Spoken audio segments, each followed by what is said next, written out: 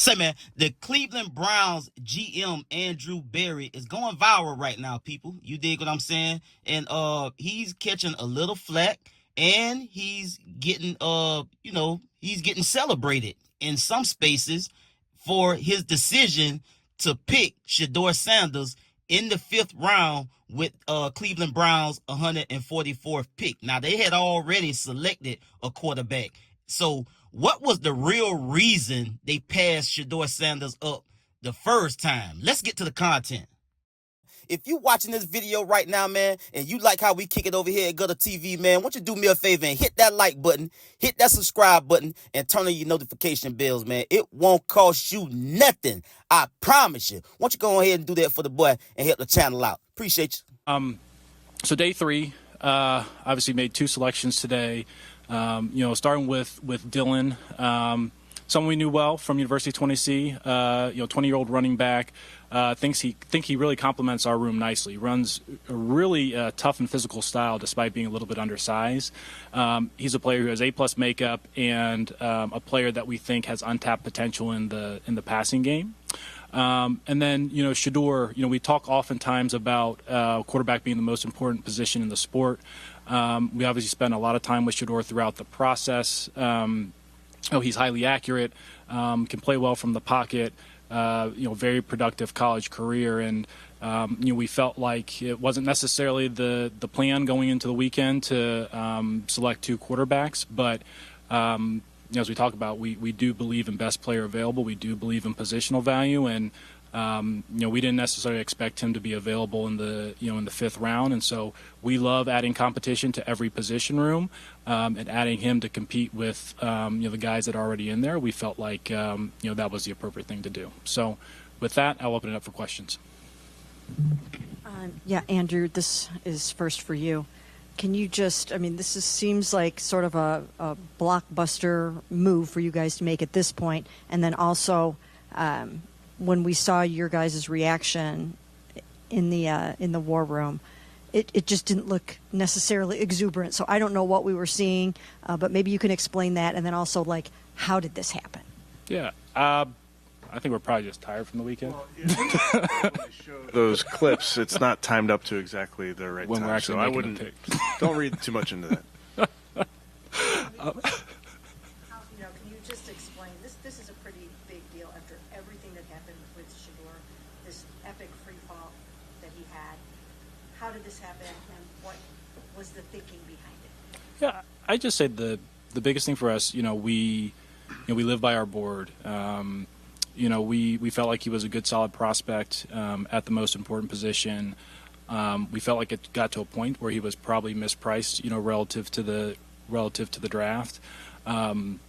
Really the acquisition cost was pretty light, and it's a guy that we think can outproduce his draft slot. So I wouldn't say it's any more than that. Mary Kay, I think obviously Shedeur has kind of grown up in the spotlight. But our expectation is for him to come in here and work and compete. Nothing's been promised. Nothing will be given. So I may hesitate to characterize it as a blockbuster. That's not necessarily how we thought of the transaction. But we are excited to work with him. But isn't a circus going to come along with this pick, even if it's not intentional? It seems everything follows him. Our guys understand, Jeff, when you're in the building, we're here to work. We don't pay much attention to what's on the outside. We know we've spent a lot of time with Shedeur. We know what he's about. He's coming in here to work just like all of our other players. For both of you, Kevin, AB, either one of you, what are the biggest maybe misconceptions about Shedeur's game in terms of the way he plays the quarterback position, traits, that sort of thing? No, I can't, Chris. I can't really speak on what other people think. I can describe how we view him. We view him as a highly accurate pocket passer. He does a really good job of protecting the ball. He has enough of the physical characteristics, whether it's arm strength or mobility. Like all young players, there are things to improve. I think probably much has been said about the number of sacks he's taken. Some of that is environment, and some of that is improvement on his end, for sure. but he has probably a little bit more of a, call it retro or classic style of play. Again, I can't speak to how others view him. Again, shout out and congratulations to all the young men that made their dreams come true and getting selected and drafted into the 2025 NFL draft, man. Shout out, triple salute to all of the young men that has come this far, waited their whole lives, worked their whole lives to meet this moment and get drafted into the NFL. So, congratulations to everybody. Now, when we talk about this this move from Cleveland to select Shedeur in the 5th round with their 144th pick, hey man, good on them for drafting him. I'm not gonna bash Andrew Berry for his decision in the Cleveland Browns organization. Again, somebody at some point had to draft him. They did, obviously. Why they passed him up? There really wasn't any true clarity behind that. I mean, they had already selected a quarterback. They had to, I mean, they could have gotten Shedeur then. So I'm just going to let that be what it is. And I'm just going to give my opinion on how I felt about the situation. And my opinion is this. I still just feel like, in my own personal opinion, this was bigger than the sport of football. I think this was bigger than what Shedeur brings to the table, be it his on the field production and everything that he's accomplished in the sport of football. We seen everything that him and Dion did with the help of all the other players. And down here at Jackson State University, we seen what they did when they went over to Colorado. All of that has been documented. And I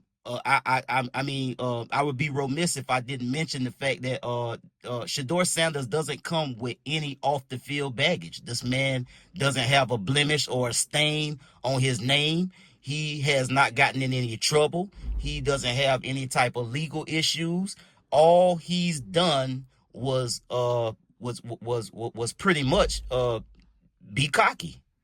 And some would argue that he has been arrogant or whatever. But again, what does that have to do with his on the field actions?